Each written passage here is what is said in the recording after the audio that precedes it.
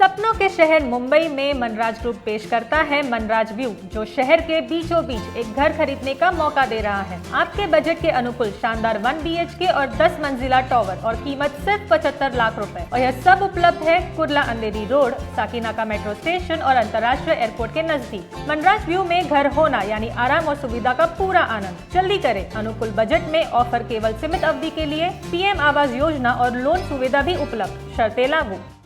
DRB news में आप सभी का स्वागत है। मैं हूं सैयद सलमान और हम आगे बढ़ें उससे पहले आपको बता दें कि हम आज बात करेंगे ममता बनर्जी की और ममता बनर्जी के उन बयानों की जो वह दे रही हैं अपने जिस संगठन के साथ, जिस एक ग्रुप के साथ वो जुड़ी, उसका नाम है UPA यानी यूनाइटेड प्रोग्रेसिव अलायंस, जिसमें कांग्रेस के साथ वो शामिल हैं। लेकिन जब वो मुंबई आती हैं शिवसेना के नेताओं से और राष्ट्रवादी कांग्रेस पार्टी के नेताओं से जब मिलती हैं तो उनका ये बयान होता है कि UPA है कहाँ। ऐसी स्थितियों में अंदाज़ा लगाया जा सकता है कि ममता बनर्जी की सोच क्या है और वो किस तरफ जाने का सोच रही हैं। यानी ममता बनर्जी ने ये तय कर लिया है कि वो UPA से अलग रहेंगी। ममता बनर्जी की ये कोशिश कोई पहली कोशिश नहीं है। इससे पहले भी ममता बनर्जी जब कांग्रेस में थी तब भी वो एक आक्रामक रुख रखती थी। उन्हें सत्ता में आने के लिए हर तरह से लड़ाइयाँ लड़ने का एक पुराना अनुभव रहा है। कम्युनिस्ट पार्टियों के साथ वो लगातार लड़ती रही हैं। कांग्रेस के युवा नेता से लेकर वो कांग्रेस के बहुत बड़े पद तक, सब तमाम राष्ट्रीय दलों तक उनकी पहुँच हो गई थी कांग्रेस के। यहाँ तक कि जब जिस शरद पवार से आज वो मिलने आई हैं, जब वो नाराज़ चल रही थी तब उन्हें मनाने का जिम्मा भी शरद पवार जी को सौंपा गया था। शरद पवार जी उन्हें मनाना तो दूर रहा, शरद पवार जी के मनाने के बावजूद उन्होंने पार्टी तोड़ दी थी और तृणमूल कांग्रेस का निर्माण किया था। अब ममता बनर्जी को लेकर जिस तरह के वातावरण बनाए जा रहे हैं, इसके पीछे कई तर्क हैं, कई शक्तियाँ लगी हैं। ममता बनर्जी को अति आत्मविश्वास हो गया है, ये कहना गलत नहीं होगा, इसलिए क्योंकि ममता बनर्जी ने पश्चिम बंगाल में ऐसा लग रहा था कि भारतीय जनता पार्टी को रोक दिया है, लेकिन यही गलतफहमी लोगों की ममता बनर्जी को लेकर है। उन्होंने भारतीय जनता पार्टी को नहीं रोका, बल्कि उन्होंने कम्युनिस्ट और कांग्रेस को पश्चिम बंगाल में ख़त्म किया। भारतीय जनता पार्टी 0 से 77 तक पहुँचती है। ये जिम्मेदारी अगर भारतीय जनता पार्टी की सफलता को नहीं बताती तो क्या बताती है? सत्ता में आ जाना ही सब कुछ नहीं होता। खत्म हो जाने वाली पार्टी, जिसका वजूद तक ना हो, उसने अपने आप को 77 सीटों तक पहुंचाया। पश्चिम बंगाल में सांप्रदायिक शक्तियां अगर कही जाती हैं, भारतीय जनता पार्टी को कथित तौर पर अगर सांप्रदायिक शक्ति कहा जाता है, तो कहाँ रोका ममता बनर्जी ने? ममता बनर्जी ने तीसरी बार सत्ता बनाई, तीसरी बार वो मुख्यमंत्री बनी, खुद भी चुनाव हार चुकी। ये चुनाव जब उनके जीवन और मरण का था, तब वो खुद चुनाव हार गईं। ये अपने आप में बड़ी बात है। उपचुनाव जीत कर उन्हें जाना पड़ा, मुख्यमंत्री बनना पड़ा। मुख्यमंत्री तब वो कंटिन्यू कर पाई, मुख्यमंत्री तो खैर वो बन गई थी। अब ममता बनर्जी के थोड़े से बैकग्राउंड पर अगर हम जाएं तो ये पाते हैं कि ममता बनर्जी ने ये पहली बार नहीं किया है। ममता बनर्जी इससे पहले भी कई बार उन्होंने इस तरह की कोशिश की है। 20 साल पहले भी ममता कांग्रेस तोड़कर तृणमूल बना चुकी हैं। भारतीय जनता पार्टी के साथ थी तब कांग्रेस सीताराम केसरी के दौर की कांग्रेस थी और वो भाजपा के साथ निकल पड़ी थी। पत्रकारों के सामने उन्होंने तब एक बहुत बड़ा बयान दिया था जब सोनिया जी आई थी। सोनिया गांधी ने जब कांग्रेस की कमान संभाली थी और वो फ्रंट पर आ चुकी थी एक तरह से, और ममता बनर्जी का सोनिया गांधी के साथ, कांग्रेस के साथ जब मतभेद चल रहा था, तो उन्होंने पत्रकारों के सामने हवा में हिलाते हुए कहा था, सोनिया इज़ ज़ीरो। ये कहा था ममता बनर्जी ने। लेकिन और वो गई थी तब किसके साथ गई थी? भारतीय जनता पार्टी के। भारतीय जनता पार्टी और कम्युनिस्टों की लड़ाई जग जाहिर है। दोनों वाम और दक्षिण के नाम से जानी जाती हैं, दक्षिणपंथी और वामपंथी दलों के। और इस लड़ाई का सबसे अधिक लाभ अगर किसी को मिला तो वो ममता बनर्जी थी कांग्रेस की नेता रहने के दौरान। लेकिन उन्होंने ख़त्म वहाँ पर धीरे धीरे धीरे धीरे कांग्रेस ख़त्म हुई, कम्युनिस्टों से चूंकि लड़ती रही, कम्युनिस्ट पार्टियों ने ममता बनर्जी से लड़ाई लड़ी। वो चाहती थी कि ममता उभरने न पाएँ, लेकिन ममता ने अपने आप को आम लोगों से जोड़ा और फिर वह बहुत ही खूबसूरती से पश्चिम बंगाल का एक बड़ा चेहरा बनकर आई। ममता बनर्जी ने हर वो कर्म, हर वो राजनीतिक हथकंडे अपनाए जिससे वो सभी की प्रिय बन सके। बिल्कुल वो बनी भी, और न बनी होती तो आज वो तीसरी बार मुख्यमंत्री नहीं होती। लेकिन विपक्ष आज जिस भारतीय जनता पार्टी को रोकने की बात ममता बनर्जी कर रही हैं, वो लोगों के गले इसलिए नहीं उतर रहा क्योंकि इसी भारतीय जनता पार्टी के साथ वह सत्ता में आ चुकी हैं। 2004 से पहले वाले दौर में वह अटल जी के साथ वो रेलवे मंत्री रहीं, वो कोयला मंत्री रहीं, यानी भारतीय जनता पार्टी से उन्हें परहेज नहीं रहा। ममता बनर्जी ने पश्चिम बंगाल में भारतीय जनता पार्टी के साथ मिलकर चुनाव लड़ा है, इस बात पर गौर करने की ज़रूरत है।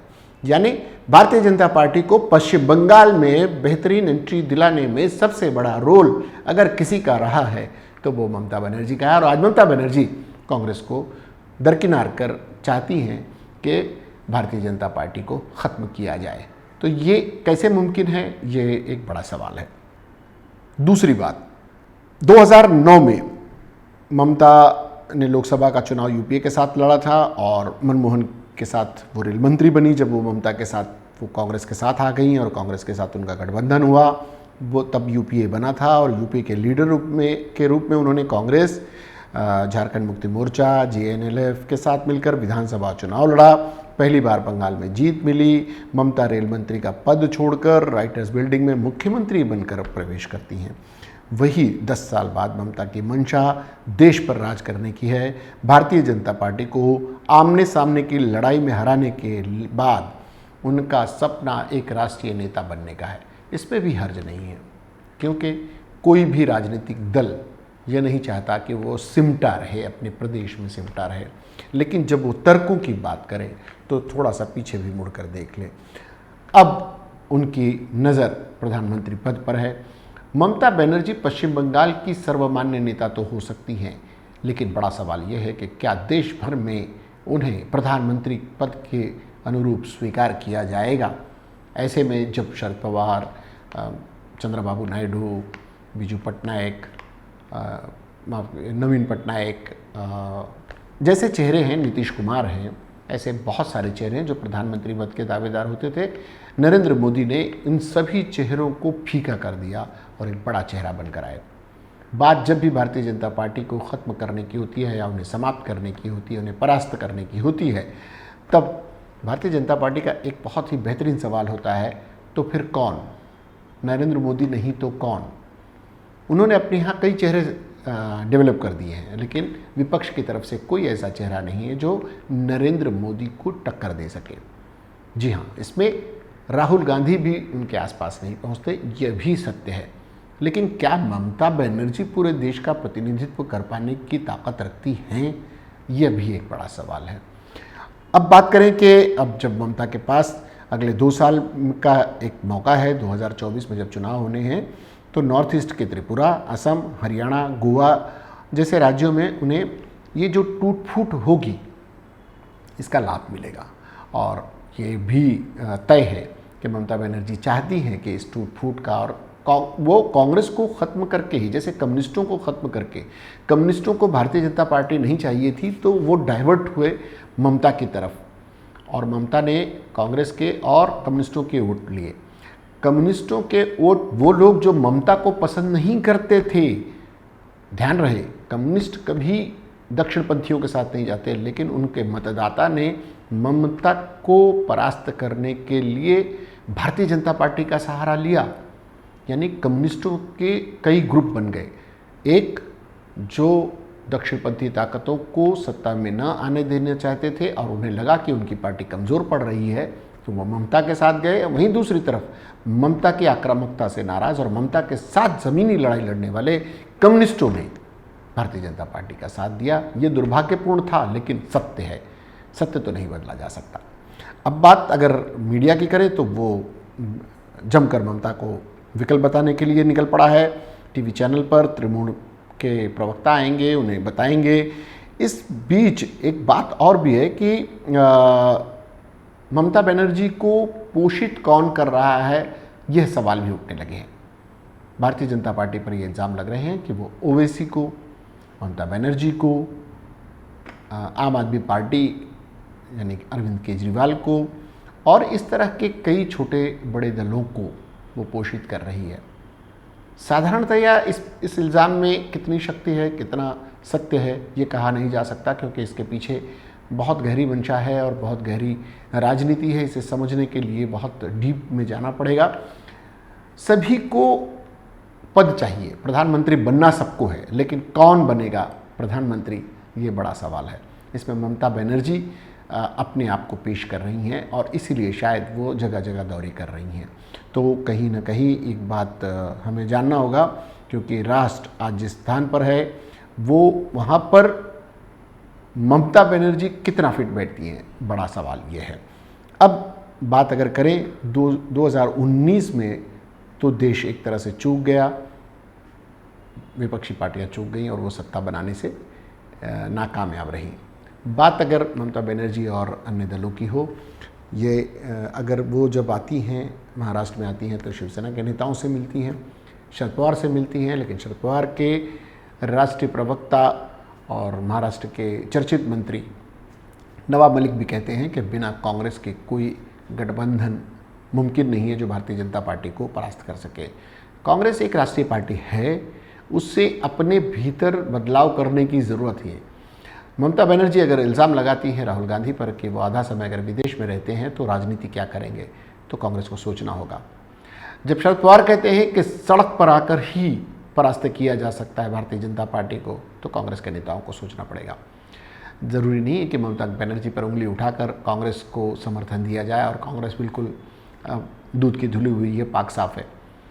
जिस तरह से उसे भारतीय जनता पार्टी को परास्त करने के लिए सभी दलों को साथ लेकर चलने की आवश्यकता है, वैसा हो नहीं पा रहा। वो हम कैप्टन अमरिंदर सिंह को खो चुकी है, उसके कई अन्य नेता पार्टी से नाराज़ चल रहे हैं। उन नाराज़ नेताओं को बनाने में वो अपना वक्त नहीं देना चाहती।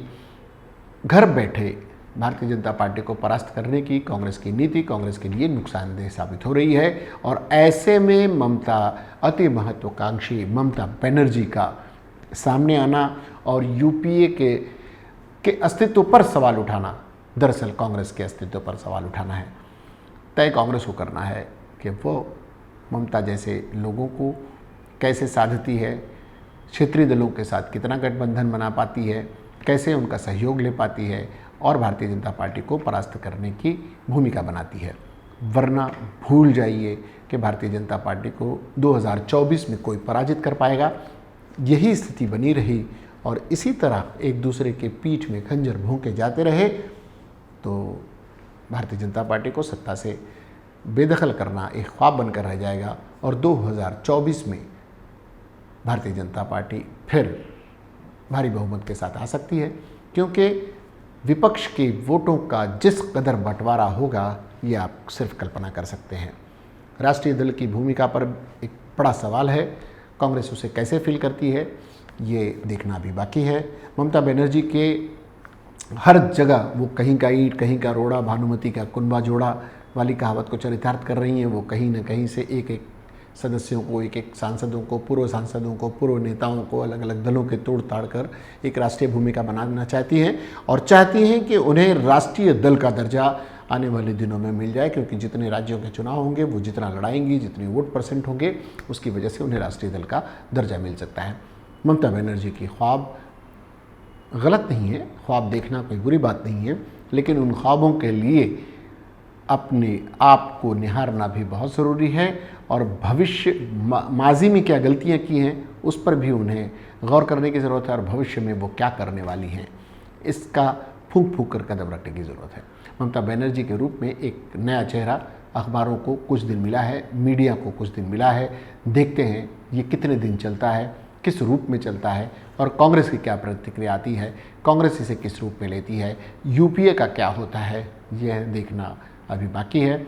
एनडीए फिलहाल उसके साथी दल जो छोड़कर चले गए हैं उस पर वो ध्यान नहीं दे रही है, वो अपने आप में मग्न है और उन्हें लग रहा है कि वो 2024 में सत्ता बना ले जाएंगे। अगर यही परिस्थितियां विपक्ष की रही, एक टूट फूट होती रही, तो निश्चित भी है कि वो बना ले जाएंगी। ऐसी परिस्थितियां फिलहाल बनी हुई लग रही हैं। देखते हैं आगे क्या होता है। आपको हमारी बातें डीआरवी न्यूज़ की ये पेशकश कैसी लगी, इस पर ज़रूर टिप्पणी दें। फिलहाल वक्त हो चला है आप सभी से विदा लेने का। सलमान को, डीआरवी न्यूज़ की पूरी टीम को दीजिए इजाज़त, लेकिन इसके बाद भी खबरों और कार्यक्रमों का सिलसिला जारी रहेगा। देखते रहिए डीआरवी न्यूज़। जय हिंद।